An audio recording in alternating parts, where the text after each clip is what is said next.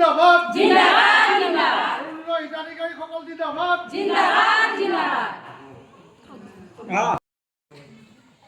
উপযুক্ত ঠাই বুলি ক'লে আমি বহুতে ভাবি আছোঁ ভাবিছিলোঁ আলোচনা কৰিছিলোঁ যে আমাৰ ইয়াতে এটা মহিলা গ্ৰাম্য মহিলা সংগঠনৰ এটা ঘৰ আছে তাতে ৰাখিম নেকি ভাবিছোঁ কিন্তু কথা এটা আছে সেইটোতো এটা সংগঠনৰ নামত আছে গতিকে তাত আমি বস্তুটো থ'বলৈ হ'লে তেওঁলোকৰ পাৰ্মিশ্যন ল'ব লাগিব 1 নম্বৰ কথা আৰু 2 নম্বৰ কথাটো সেইটো এটা এমৰীয়া বস্তু মানুহৰ কথা ক'ব নোৱাৰি কেতিয়াবা বতৰ চতৰ বৰষুণ দি থাকিব কোনোবা টাটা এক্সিখনে এনেকৈ ৰাখি তলাটো আমি তুলি লৈ লৈ নামটো যে আছে সেইটো চিনাৰ দিলে মহাই খাই যায় সেইটো মহাৰি পেলাই বেলেগত ব্যৱহাৰ কৰিব বা ক'ব নোৱাৰে আমাৰ 30-40টা টকা বস্তু আছে ক'ব নোৱাৰি গতিকে সেইকাৰণে আমি ভাবিছোঁ আমাৰ সকলোতকৈ আস্থাৰ এটা অনুষ্ঠান আছে সকলোৰে আস্থা তাত মানে বৃহৎ অপৰাধী হ'লেও তাত নচলে সেই অনুষ্ঠানভাগ হ'ল আমাৰ নামঘৰ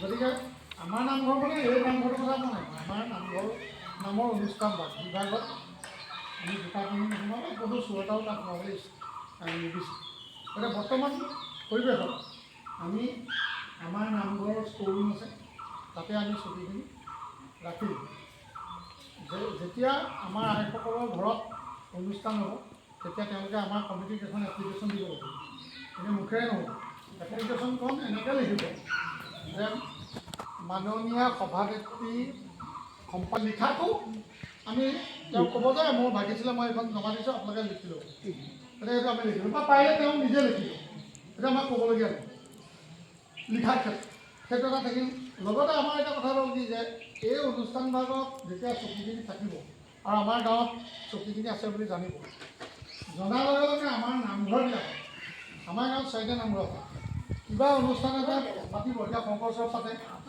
বা ভাওনা পাতে বা কিবা এটা নামঘৰত যেতিয়া অনুষ্ঠান হয় তেওঁলোকে নামঘৰলৈ উপকৃত হ'ব পৰাকৈ মাহেকৰ মূৰত যি অৰুণোদয় ধনৰাশি হিচাপে 1250 টকা আপোনালোকৰ একাউণ্টত দিয়াৰ ব্যৱস্থা কৰিছে সেই কাৰ্যটোৱে এটা মহৎ কাৰ্য যিটো কাৰ্য আগতে কোনো চৰকাৰে কেতিয়াও মহিলাৰ একাউণ্টত বা হিতাধিকাৰী একাউণ্টত এনেকৈ পোনপটীয়াকৈ পইচা দিয়া হোৱা নাছিল পোনপ্ৰথমবাৰৰ বাবে এইখন চৰকাৰ অহাৰ পিছত এনেকুৱাকৈ ধনৰাশি আপোনালোকে পাইছে আগতে নিশ্চয় আপোনালোকৰ একাউণ্টত এই একেটা মাহতে একেটা সপ্তাহৰ ভিতৰতে 10,000 টকা 9,000 টকাকৈ সোমোৱাৰ কোনো এটা বিৰল ঘটনা হিচাপে পৰিচিত হৈ ৰ'ব আৰু এই পইচাটো যে আপোনালোকে অকল পৰিয়ালৰ কামত ব্যৱহাৰ নকৰি আজি যি এই মহৎ কামটো কৰিবলৈ আগবাঢ়িছে তাৰ কাৰণে আপোনালোকৰ সকলোলৈকে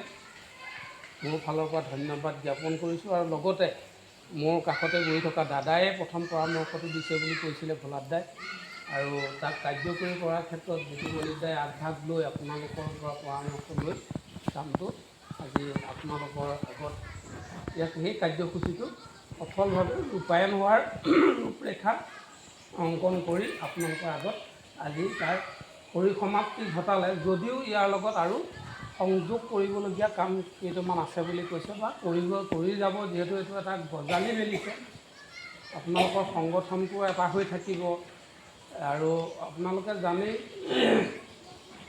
যিহেতু অসম চৰকাৰ ভাৰতীয় জনতা পাৰ্টীৰ চৰকাৰ চলি আছে জনতা পাৰ্টীৰ পৰাই আপোনালোকে যেতিয়া পাইছে জনতা পাৰ্টীৰ ল'ৰা ছোৱালী নাম লগাবৰ কাৰণে পৰহিলে পইচা পাব 1000 পইচা কিন্তু আজি দিবলগীয়া কাৰণে মানে বহুত মাক দেউতাকে মই গাত পোৱা কথা দিব লাগে মোৰ প্ৰথমটো মনৰ ব্যাখ্যা আৰু দ্বিতীয়টো হ'ল এতিয়া আকস্মিতে মোৰে দুৰ্ঘটনা হ'ল বাকী 15 দিনৰ পিছত চৰকাৰেও দিব এমাহৰ পিছত যদি ইয়াৰ পৰা কোনো সুচ নোহোৱাকৈ সেই মানুহজনক উপকাৰ কৰিলে আচলতে মোৰ ব্যৱস্থা মই সন্তোষ কৰা আৰু পৰামৰ্শ আচলতে মোৰ এই বিভাগে দিবলগীয়া আছিল আৰু ইয়াৰ পিছত এই বস্তু যিখিনি আপোনালোকৰ নিজৰ নিজৰ সম্পত্তিবিলাক এটা সম্পত্তি লোৱাটো ডাঙৰ কথা নহয় তাক সংৰক্ষণ কৰাটো দুগুণে কিন্তু ডাঙৰ কথা এই বহুত দেখিছোঁ বস্তু অনা হয় এই আমুকৰ ঘৰত থাকিল তামুকৰ ঘৰত থাকিল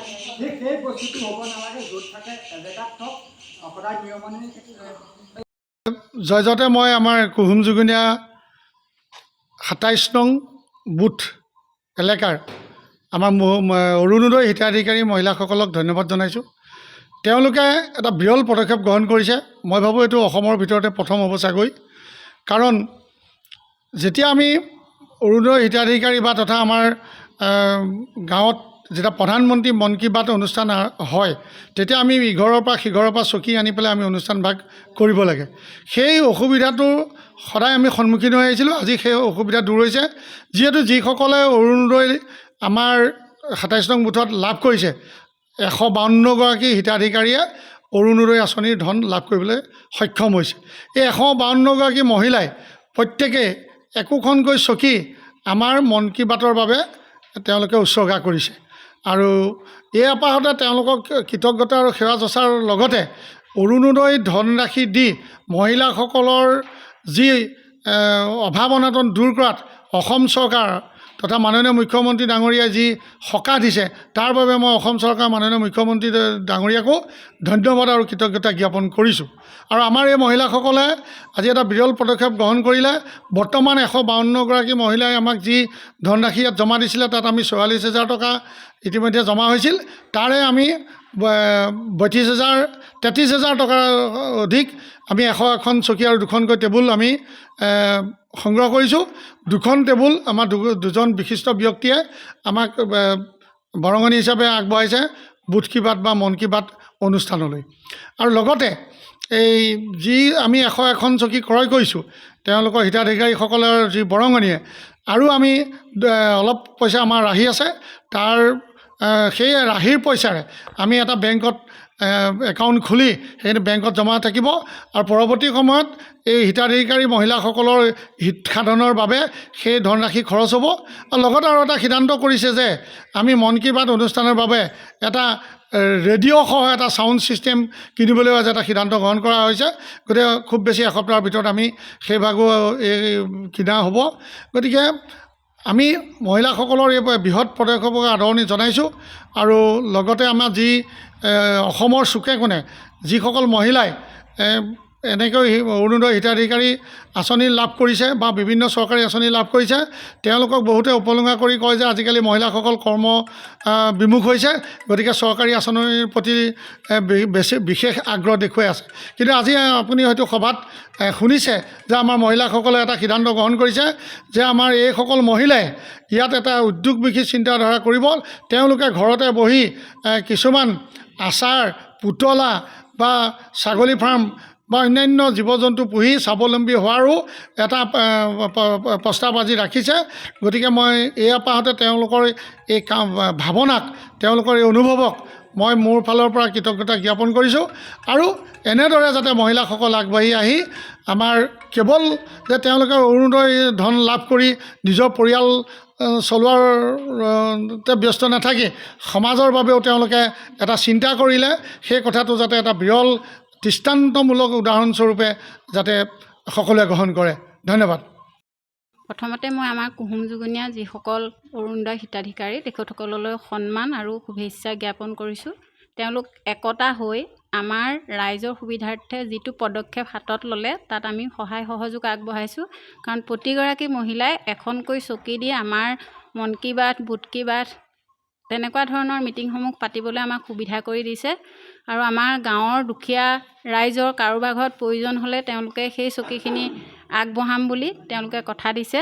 আৰু আমাৰ লগতে মহিলাসকলে নিজৰ নিজৰ অৰুণোদয় টকাৰে স্বাৱলম্বী হ'ম বুলি গৰু, ছাগলী, হাঁহ ইত্যাদি পুহি স্বাৱলম্বী হ'ম বুলি কৈছে। আৰু অৰুণোদয় হিতাধিকাৰীসকলৰ মাজত এখন কমিটি পাতি দিছে। সেই কমিটিখনে চকীখিনি পৰিচালনা কৰি থাকিব, কাৰোবাক প্ৰয়োজন হ'লে দিব। আৰু মই ভাবিছোঁ ভৱিষ্যতে আমাৰ গাঁৱৰ মানে কুহুম যুগুনীয়া গাঁৱৰ অৰুণোদয় হিতাধিকাৰীসকলেই বেষ্ট হ'ব বুলি মোৰ আশা থাকিল। ১০১খন চকী, কেইখন চকী? ১০১খন চকী আৰু 2খন টেবুল আৰু মাইকৰ ছিষ্টেম এটা কৰিম বুলি কৈছে আমাৰ মিটিঙৰ সুবিধাৰ্থে। আমাৰ এইটো বহুত প্ৰব্লেম হৈ থাকে আগত। গতিকে তেওঁলোকলৈ আকৌ শেষবাৰৰ বাবে মই আন্তৰিক শুভেচ্ছা জ্ঞাপন কৰিছোঁ। আৰু তেওঁলোকক উৎসাহ জগাবলৈ আমি সদায় লগত আছোঁ, আবদ্ধ থাকিব। কাৰণ হিতাধিকাৰীসকল হিতাধিকাৰীসকল কুহুম যুগুনীয়াৰে তেওঁলোকৰ ভিতৰতে সীমাবদ্ধ থাকিব। আমি বেলেগ গাঁৱলৈ বা বেলেগ হিতাধিকাৰী ঘৰলৈ চকীবোৰ দিয়া নহ'ব।